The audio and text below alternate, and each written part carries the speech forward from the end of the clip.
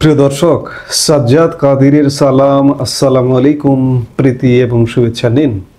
এই মুহূর্তে আপনাদের সামনে কথা বলতে এসে ইউনূসকে শেখ হাসিনায় ফাঁসিতে ঝোলানোর হুঙ্কার দিলেন।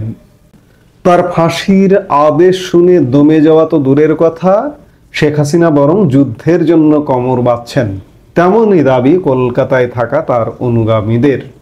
তাদের মধ্যে আওয়ামী লীগের শীর্ষস্থানীয় নেতারাও আছেন। সোমবার নেত্রীর ফাঁসির আদেশ শুনে তারা খানিকটা মনমরা হয়ে পড়েছিলেন। যদিও তাদের দাবি সকলেই আগে থেকে জানতেন এমন বিচারই হতে চলেছে। দাবি আরও যে এই বিচারের রায় আন্তর্জাতিক মহল ইতিমধ্যেই প্রত্যাখ্যান করেছে। সোমবার দুপুরে শেখ হাসিনার ফাঁসির আদেশ হওয়ার পর তারা কেউ নেত্রীকে ফোন করবার সাহস দেখাননি। নিজেদের মধ্যে ফোন আলাপ করে বিলাপ করছিলেন। মঙ্গলবার তাদের একজন বলছিলেন, আমরা বলাবলি করছিলাম, সব শেষ হয়ে গেল, আর আশা নেই। তার মিনিট পাঁচেকের মধ্যেই সেই নেতার ফোনে ফোন করেন খোদ শেখ হাসিনা। আমার গলায় ফাঁসির রশি, আর তোমরা আমাকে একটা ফোনও করলা না। খানিক অপ্রস্তুত হয়ে ওই নেতা জবাব দেন। তিনি ভেবেছিলেন ফোন করবেন, কিন্তু সাহস পাননি। জবাবে শেখ হাসিনা তাকে শতান বলেন মোহাম্মদ ইউনূস তাকে কি ফাঁসি দেবেন, তিনি বরং ইউনূসকে ফাঁসি দেবেন। ওই নেতার কথায় নেত্রী বললেন, ইউনূস আমাকে কি ফাঁসি দেবে, আমি ওরে ফাঁসি দেব। আল্লাহ আমার এমনি এমনি বাঁচিয়ে রাখেননি, গ্রেনেড হামলাতেও আমার প্রাণ যায়নি। শেখ হাসিনার কথায় দৃশ্যতই উদ্বুদ্ধ কলকাতায় বসবাসকারী আওয়ামী লীগের এই নেতৃবৃন্দ। এতটাই যে তারা মনে করছেন বাংলাদেশের সাধারণ নির্বাচনে আওয়ামী লীগের পাশাপাশি জাতীয় পার্টি 14 দলের জোটকেও ভোটে লড়তে না দেওয়ায় তাদের একটা অলিখিত জোট হয়ে যাবে। তাদেরই বক্তব্য, কাদের সিদ্দিকী ইতিমধ্যেই জানিয়েছেন তার দল ভোটে অংশ নেবে না। বস্তুত আওয়ামী লীগ মনে করছে বাংলাদেশে তাদের বাদ দিয়ে ভোট হতে দিলে যে সরকার আসবে তারা বৈধতা পেয়ে যাবে, তখন আওয়ামী লীগের প্রত্যাবর্তন করা আরো কঠিন হয়ে যাবে।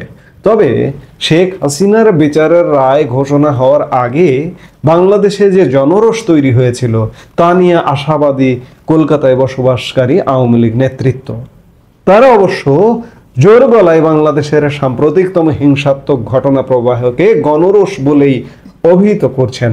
তাদের কথায় আওয়ামী লীগের এখন অত ক্ষমতা নেই, আমাদের লোক কোথায় বাংলাদেশে। বাংলাদেশের জুলাই অভ্যুত্থান এবং পরবর্তী ঘটনার পর থেকেই আওয়ামী লীগের শীর্ষস্থানীয় নেতৃত্বের একটি বড় অংশ কলকাতায় আশ্রয় নিয়ে আছেন। কবে দেশে ফিরবেন জানেন না তারা, কিন্তু একান্ত আলোচনায় মেনেও নেন যে তাদের কিছু ভুলও হয়েছিল। মাটির সঙ্গে যোগাযোগ বিচ্ছিন্ন হয়ে যাওয়ার কারণে অভ্যুত্থানের খোঁজও পাননি।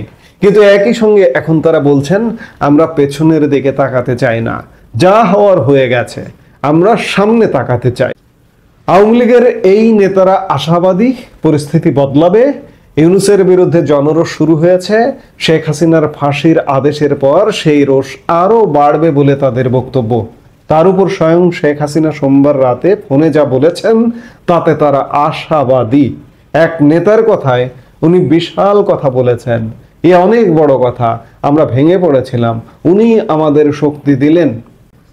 এই খবরটা জানাচ্ছে ভারতের শীর্ষস্থানীয় বাংলা দৈনিক আনন্দবাজার।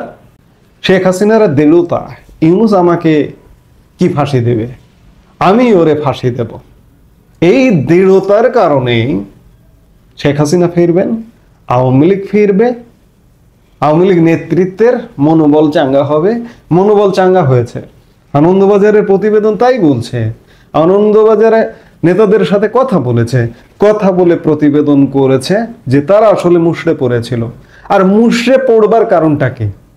এই রায়টা যে হবে 2024 সালে ক্ষমতা থেকে বিদায়ের পরেই যখন ট্রাইব্যুনাল গঠিত হলো, তখন তো একটা শিশু বা পাগলও বুঝতে পেরেছিল যে এই ট্রাইব্যুনালে শুধু শেখ হাসিনা না, আওয়ামী লীগ নেতৃত্বের ফাঁসি দেওয়া হবে, মৃত্যুদণ্ড দেওয়া হবে।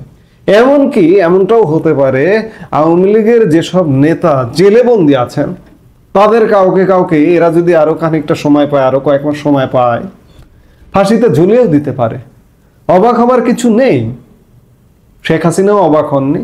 শেখ হাসিনাও তার দৃঢ় আশাবাদ ব্যক্ত করছেন যে ইউনূস আমাকে কি ফাঁসি দেবে, আমি ওকে ফাঁসিতে ঝোলাবো। এই দৃঢ়তায় তার নেত্রীর শেখ হাসিনার এই দৃঢ়তায় আওয়ামী লীগের প্রত্যেকটা কর্মীর দৃঢ়তা আসা উচিত বা আসার কথা। আসলে দমিয়ে রাখা যায় না, দাবিয়ে রাখা যায় না, যেভাবে অন্যায়ভাবে দমিয়ে রাখা দাবিয়ে রাখা হচ্ছে। আজকে যারা দাবিয়ে রাখছেন, দমিয়ে রাখছেন, তারা মনে করছেন বাহ, আমরা আজীবনের জন্য বন্দোবস্ত পেয়ে গেছি, চিরস্থায়ী বন্দোবস্ত, এই বন্দোবস্ত থেকে আমাদের কেউ ছুটাতে পারবে না। কিন্তু হিসেব অন্যরকম। যারা ক্ষমতায় থাকেন তারা মনে করেন, তারা আসলে অন্ধ থাকেন। কিন্তু সত্যিকার অর্থে দিন বদলায়, দিন পাল্টায়। আওয়ামী লীগের দণ্ড প্রতাপ যদি আপনি খেয়াল করেন যে 15.5 বছর কি প্রতাপে, আওয়ামী লীগের নেতাকর্মীরাও কখনো মনে করেননি যা তাদের একসময় বাস্তুহারা হতে হবে। আজকে কি অবস্থা দেখুন, আজকে কি করুণ অবস্থা। আজকে যারা এই কথা ভাবছেন যে তারাও চিরস্থায়ী বন্দোবস্ত পেয়েছেন, না, কেউ চিরস্থায়ী বন্ধ পাননি। আপনারা অন্যায় করছেন, আপনাদেরও পতন অনিবার্য। শেখ হাসিনা সেই দৃঢ়তার কথাই বলেছেন যে আমাকে কি ফাঁসি দেব, আমি তাকে ফাঁসি দেব। এই মুহূর্তে এ পর্যন্ত। সবাই ভালো থাকুন, সুস্থ থাকুন। আমাদের ভিডিওগুলো নিয়মিত পেতে সাবস্ক্রাইব করুন Sajjad Kadir and the legends YouTube channel এবং লাইক, কমেন্ট, শেয়ার করে সাথে থাকুন।